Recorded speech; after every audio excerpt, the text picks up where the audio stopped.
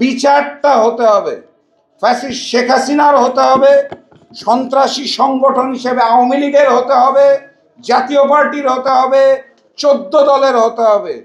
জুলাই সনদ স্পষ্ট করতে হবে, তার আইনি ভিত্তি আনতে হবে, জাতীয় নির্বাচনটাকে জুলাই সনদের ভিত্তিতে করতে হবে।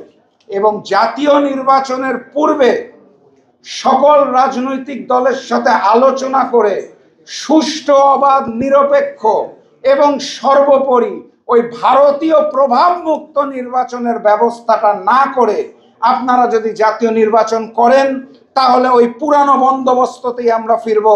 এক স্বৈরাচার গিয়েছে, হয়তো নতুন আরেক স্বৈরাচার আসবে, হয়তো আবারও আন্দোলন সংগ্রাম হবে, হয়তো আবারও রক্তপাত হবে, কিন্তু স্বাধীন, সার্বভৌম, ভারতীয় প্রভাব মুক্ত আমরা যেই নতুন বাংলাদেশের স্বপ্ন দেখি, সেই বাংলাদেশ এই আগামী জাতীয় নির্বাচন, তড়িঘড়ির নির্বাচন দিয়ে কোনো অবস্থাতেই সম্ভব নয়।